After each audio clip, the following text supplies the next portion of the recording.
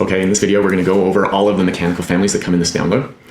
And most of them are pretty self-explanatory. They all typically, unless it wouldn't apply to the actual object, most of them you can change their height, width, and depth, or length, width, height, or the main three dimensions are typically editable in almost all of them, but things like the gas keys and the gas bibs, that's maybe not so applicable, so they wouldn't have that, but most items you can. So the idea behind this is we try to give you a base.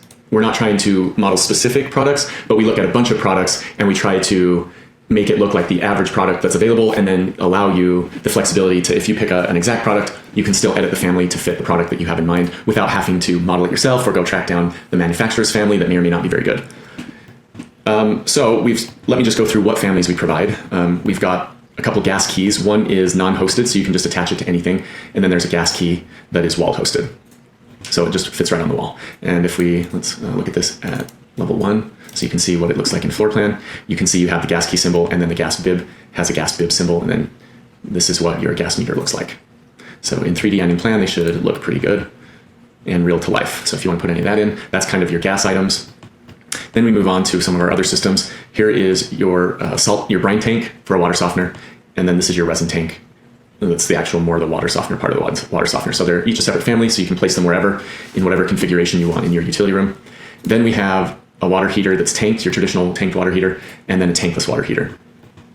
After that, we've got these AV cabinets. If you're doing bigger houses or high-end houses, they often have automation systems that need server racks, or if you're doing a home theater, you need a place for the receiver and all that. So this is your AV and server racks. Either as a wall-mounted or a freestanding version. Then you've got your condenser, your AC condenser units for outside. These are the smaller ones, the 1 ton, and then this is 2 tons to 5 tons is kind of what that one represents. And then a furnace, your mini split, wall-mounted mini split, AC and heater, and then like a garage heater, gas garage heater. And then there are your residential like grills, your registers. So there's a supply register and a return register, and those are face-based, so you can put them on any surface. So I show them up on the ceiling, on the wall, and on the ground. And in floor plan, this is what their symbol looks like. So up on the ceiling, there's your return and there's your supply. It's kind of dotted, and so you can show it above. And if you put it in the floor, it looks like this, it's solid. And then if it's on the wall, there's a symbol that looks like that to show the in and out. And if I turn on thick lines, it looks like that. And then comes your thermostats next. And those are they come in a wall hosted variety, and then there's a face hosted variety. And we do this for if you're a mechanical engineer and you're working with an architect's linked file, a wall hosted isn't going to work. So you're going to want to use a face hosted family for linked, if you're placing it onto a linked model. And then the last item is just your ceiling access panel. I don't know if this is truly a mechanical item, but it doesn't fit nicely in any of our other libraries, so I'm putting it in here. So that's a quick overview. The first couple families, they're very simple. They don't have many parameters. There's basically their height off the ground, and that's really kind of it. And then if you do the instance or the type parameters, you can change the label, you can turn the label off, and then you can show an escutcheon or not. And that would be this little cover plate here, is what I'm calling the escutcheon. And then there's, of course, your materials. You can change the diameter of the pipe and the escutcheon. So that's pretty typical for the key and the gas pipe.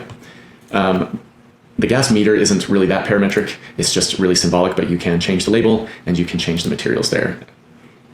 Okay, then your water softening system. That, of course, if you come in here, you can change the diameter and the height. You can change the material, and then you can change all of its labels. And that goes for both of these.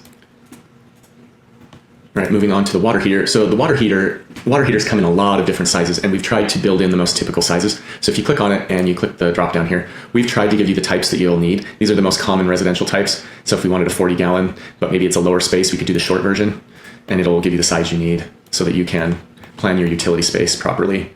And this is what it looks like in floor plan. So if we wanted our biggest water heater, you could knock it up to 98 gallons. And then likewise with the tankless, there's a condensing and a non-condensing version. And then, of course, when you come in here, you can change the different materials. All right, now the AVU boxes, very similar. If you come in here and edit, you have depth, height, and width to mess around with. You have all the materials, and then you can change the label.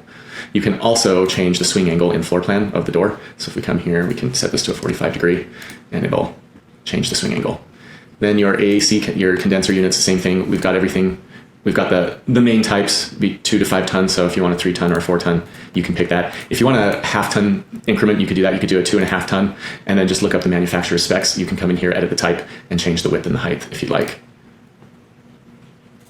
And then you have your 1-ton unit. This one, you can floor mount it, or you can choose to have a wall mount, and that will change the brackets. You can have wall mount A or wall mount B, and it'll change the way it's done. So if you had one of these little mini splits and you wanted this on the other side of the wall, you could hang it on the wall. You can also turn off the line sets if those bother you. So those are gone. And then all your typical other parameters. So if we want to set this back to floor mount, we can do that, and it'll set it back on the ground. And then you can change the wall mount height over here, as well as your line set height. And then when you go inside, you can change the depth, height, and width if you want, and the labeling. Okay, furnaces are like the water heaters. We've tried to come up with all of the standard sizes for you so that you can space plan. And then when you click the furnace, if you'd also like to show the evaporator coil unit on top, you can check that, and that will put the evaporator coil in for you. And then if you'd like to show, so in floor plan, let's look, that you can also, it shows by default the return duct clearance, because typically the return's coming down the side here. And if you want to shut that off, you can, but it's usually helpful when you're laying out a mechanical room to have that. And then you've got a bunch of dimensions that you can change on the furnace if you're trying to get very specific connections to it. All right, the next thing is your mini split, and that'll give you a placement height that you can change. And then if you hit the type properties, you can change basically how long it is, and then it's labeled. And then same with the garage heater, you can change the fin angle. You can show the hangers, whether you want it surface mounted or if you want it to hang a little bit, you can do that. You can change the material, and then the ceiling height and how far off of the ceiling it's coming. So if we wanted to do it flush mount, we'd turn off the hangers, and we put it at a 0-inch offset from the ceiling. And you can go up like that, but we're going to do that.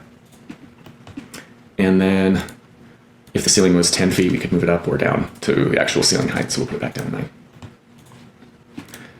Okay, all right, then you have your registers. Those are, if I place one of these, they will just be hosted to any surface that you try to put them on, and they will cut a hole into the surface. And if you click on the register, you can tell it how deep the cut is. So if we did 1 foot here, it should cut through the entire wall.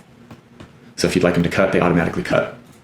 Then you can decide if you want, so for example, if I show these 4 registers, if you don't like the 2D symbol and you want to show the model, you can uncheck show 2D symbol, and it will instead show a more accurate portrayal of what it looks like. And then this is where you can also change, if it's on the ceiling rather than the ground, you can change it to ceiling hosted, and you click this button and it'll show the ceiling symbol, but these are also hosted on the floor. So it only shows correctly if you've placed it on the ceiling. So these right here, if I don't show the ceiling, do you see how they disappear? So you have to make sure ceiling hosted is on so that it does detect it and it shows it. And then if it's still not showing, it means you probably need to show this, you need to extend the ceiling height. So this is just a 9-foot ceiling, so we can put it at 9 and it'll show. But again, if your cut plane of the view isn't cutting through this model, it won't show it above. So like if I lower this down to 1, it's not going to show. It needs to cut through the cut plane. So if you just make this the ceiling height, it will then extend down into the view. And for sure, you're cutting it at that point, and then it displays it. So hopefully that's not too confusing. But basically, if you have it on the ceiling, it's not showing. You either need to turn on ceiling hosted, or you need to extend the ceiling height down further. All right, then you can edit the materials and the cut depth, which we already talked about. And then again, we tried to preload it with the common sizes of supply air, but if you need a custom one, you can always hit edit type and make your own dimensions. The thermostats are straightforward. There's not much to change there other than their height and a little bit of the materials. You can also switch between a smart thermostat and a traditional one. So this is kind of our version of a smart one, and then kind of a traditional version. So whatever you want to show there. And then the attic hatch access is similar to everything else. You can shut off the trim or show the trim in floor plan, and you can turn off the 2D symbol if you don't want it, or you can turn it on.